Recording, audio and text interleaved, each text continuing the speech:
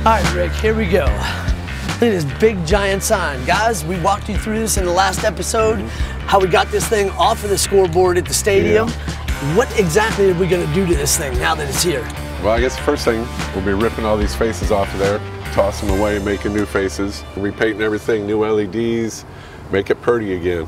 Putting those Hanley LEDs up in there, man, it's gonna be great. So we might try a different technology on this face this time, which it's still in the works. We'll figure that out. Okay, yeah, see on this face here, this thing is 3'2" by 29 feet long. And the last time, 8 years ago, we did this in 3 acrylic sections. Yeah. And over those years, we've always had problems with these acrylic sections kind of gapping a little bit and showing a little bit of white light here on these 2 spots. That is the weakest spot on this sign right now. So we're going to do something different this time, possibly use flex face material with a sign comp extrusion kit. Yeah, and paint flex face. We're kicking around a couple of different ideas for it. But anyway, the frame stays as is. We're going to take all these pieces off, all the channel letters, give them to the paint department. They're going to rip out all the LEDs, all the power supplies, sand everything down, repaint it. And I think Alex is already making new faces for the letters. New faces, we got new dual color film. So essentially it's gonna be the same sign as we're just refurbishing everything that's on there now. It's gonna look the same. We're using the same products, but even the 8-year-old Hanley LED technology now has gotten so much better because the LEDs are brighter, they take less energy, less power to push them. So we're really looking forward to bringing this sign up to 2023 standards. Right, and you were talking about a different paint finish maybe because when we redid the other Camping World signs, the way they looked compared to the way this is weathered, so we may try some glossy paint or something a little shinier. Right, we did these in satin finish. It looks great, but 8 years later, we're getting some oxidation, not looking so good. We repainted those giant Camping World Stadium signs, and we used Akzo Nobel high gloss, high solids clear on that. So we might kick this to a gloss finish, and we feel that the gloss finish resists dirt a little bit more, resists the UV rays, you know, so it gives us a little bit longer product life. Yeah. So, same sign, but all different and brand new technology and you know, put into it, and then we're gonna take it back out there and put it right back up on the stadium. And I think we need new all thread this time too. Yeah. Half of them are already since cut. You cut all the nuts off. Well, so now that you've heard what we're gonna do, we better get to it. First thing we gotta do is get this thing off the trailer.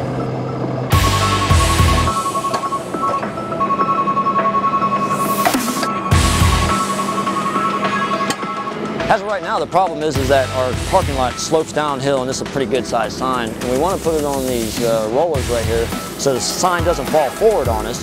But I don't feel real confident because the grade's uneven and all that crap. So what I want to do is actually grab it, pick it up, and move it as close to the door and in the side of the building as I possibly can.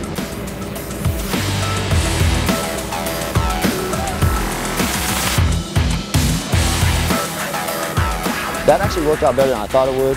Now we just got to get this thing pushed into the shop. As it was getting closer to the door, I was getting a little worried that it might not fit.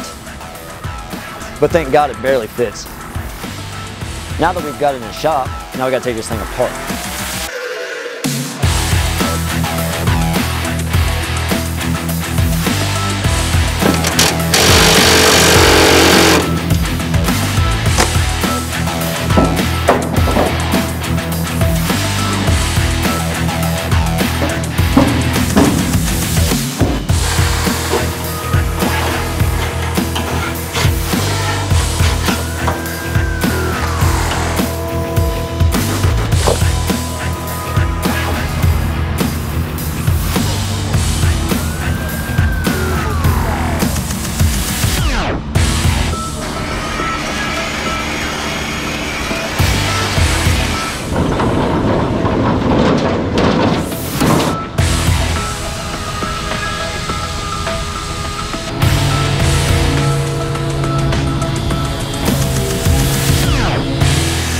Now that the letters have been removed by Robert and John, they've come over to the paint department to be sanded. So the outside of the cans have now been sanded, ready for the new blue.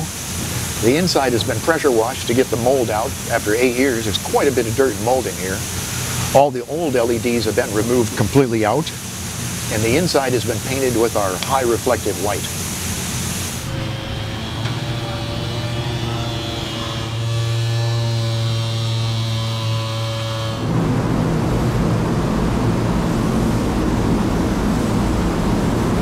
So originally these letters were painted in a satin finish, but now Rick and Dale feel that we should go high gloss over the top of this blue, and I can show you the high gloss on these retainers.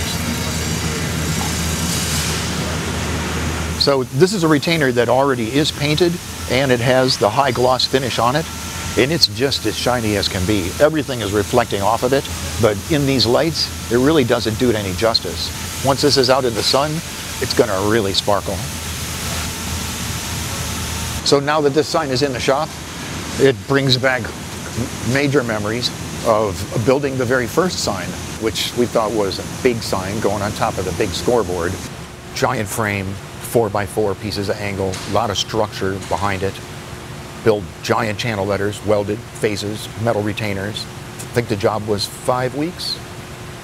On a truck, down to Camping World, dig giant crane, pick it up, set it up on top.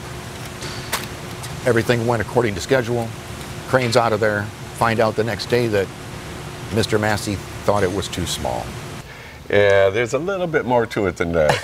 Yeah, exactly. Okay, so here's the story real quick. So Mr. Massey, Massey Pest Control, you guys have seen these vehicles scattered throughout our shop on a whole bunch of different episodes, and one of our best clients, right? Yes. So Mr. Massey is sponsoring the Citrus Bowl Camping World Stadium, one of the scoreboards, and on top of his sign on top of the scoreboard is this big giant Massey sign. Right.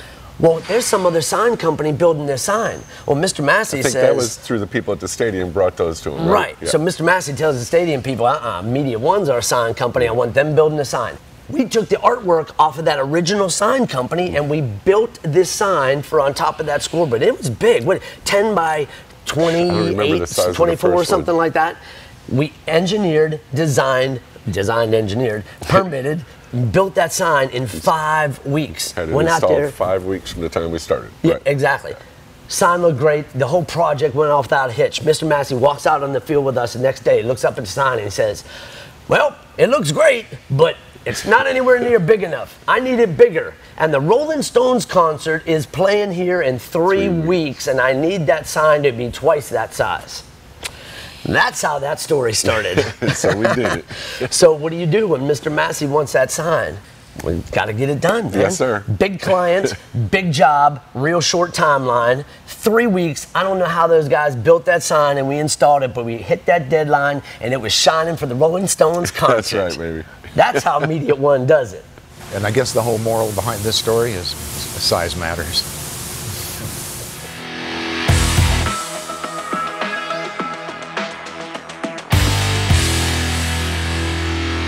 Whoa, man, this thing looks entirely different than it did last week, huh? Oh yeah, man, we got all the letters off, and they're kind of waiting to take this off till they get the letters painted and out of the way, so we got more room over in the paint department. Yeah, if you guys notice in the video, we actually sanded some of the letters while it was on the frame, so the painters kind of got to work before we actually disassembled it, which kind of got them a little ahead of the game.